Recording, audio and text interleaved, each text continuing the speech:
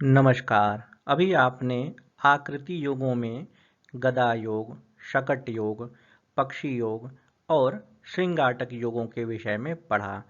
उसी श्रृंखला में प्रस्तुत पाठ में, प्रस्तुत वीडियो में अन्य आकृति योग, हल योग के विषय में चर्चा की जाएगी और इन पांचों योगों का क्या फल होता है उसके विषय में भी आचार्य वराह मिहिर इस श्लोक के माध्यम से उसकी चर्चा करेंगे।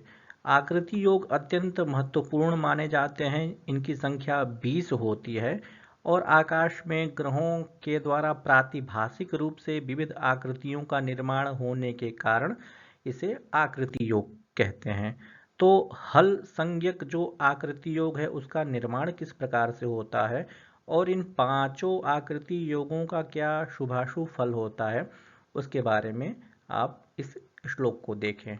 श्लोक इस प्रकार से है। शृंगाटकतोऽन्यगतैर्हलमेतेषां क्रमात् फलोपनयः यज्वा शकटाजीवी दूतश्चिरसौख्यभाक् कृषिकृत्। इसका अन्वय आप देखें।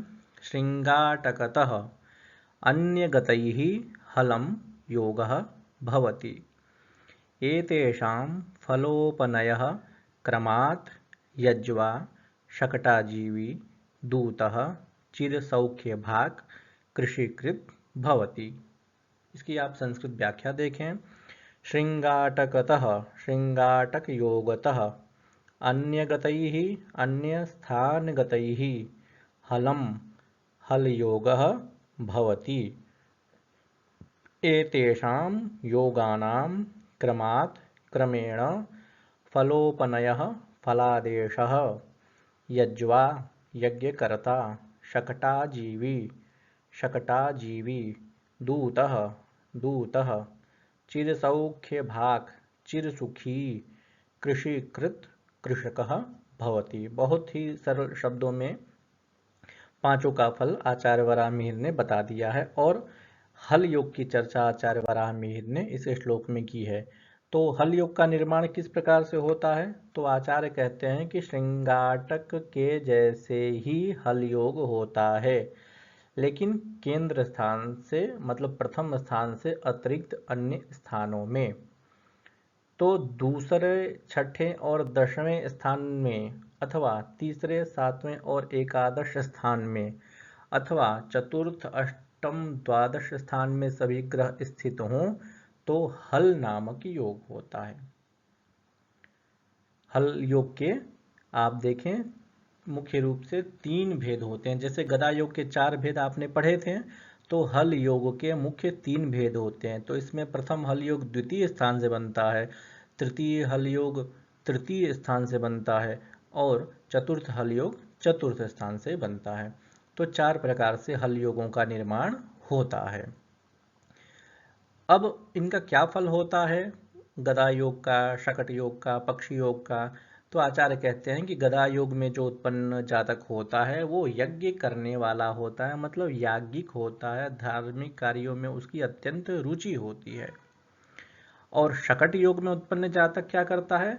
तो शकटाजीवी होता है, अर्थात उसकी आजीविका शकट के माध्यम से होती है। शकट मतलब बैलगाड़ी, अर्थात वाहन इत्यादि के माध्यम से अपनी आजीविका का निर्वाह करता है। इसीलिए शकट योग का फल भी उसी प्रकार से, जैसा नाम होता है उसी प्रकार से उसका गुण धर्म भी समझना चाहिए। इसी प्रकार से विहग योग या विहंग योग, इसमें उत्पन्न जातक हो तो कैसा होता है? दूत होता है, अर्थात चतुर्थ स्थान और 10वें स्थान में सभी ग्रह चले जाएं तो जातक क्या बनेगा? दूत बनेगा, मतलब राजदूत हो सकता है, कहीं पत्रवाहक हो सकता है, डाकिया इत्यादि हो सकता है। तो जितने भी दूत संबंधित कार्य है वो करने वाला होता है। इसी प्रकार से श्रृंगाटक योग में उत्पन्न जातक क्या होता है? सर्वदा सुखी होता है, हमेशा सुख उसको मिलता है। क्यों? क्योंकि त्रिकोण स्थान में सभी ग्रह हैं। और इसी प्रकार से हल योग मतलब द्वितीय स्थान से त्रिकोण स्थान कह लें, तृतीय स्थान से त्रिकोण स्थान कह लें और चतुर्थ स्थान से त्रिकोण स्थान में यदि ग्रह हो तो हल योग बनता है।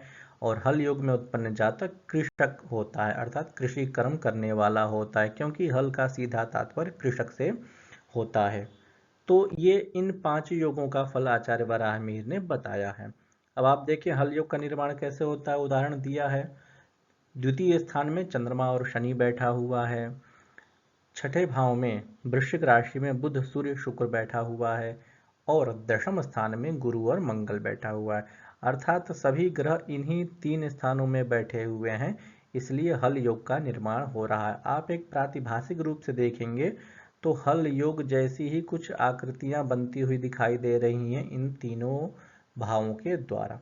तो जैसा नाम होता है वैसा भी उसके फल का कथन कहना चाहिए। हल योग के अन्य और भी प्रकार होते हैं, वह इस उदाहरण एक दिंग मात्र हेतु बताया गया है। ये हल योग तृतीय भाव से बन सकता है, अर्थात तृतीय भाव, सप्तम भाव और एकादश भाव में सभी ग्रह हो जाए। उसी प्रकार से चतुर्थ भाव, अष्टम भाव और द्वादश भाव, इनमें सभी ग्रह बैठे हुए हैं तो भी हल योग का निर्माण होता है।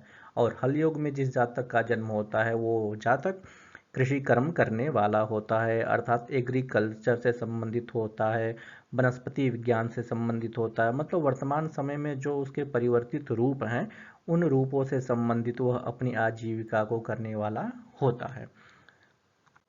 इस पाठ से संबंधित कुछ प्रश्न दिए गए हैं, आप उस पाठ को पढ़ करके इन प्रश्नों के सटीक उत्तर देने का प्रयास करेंगे।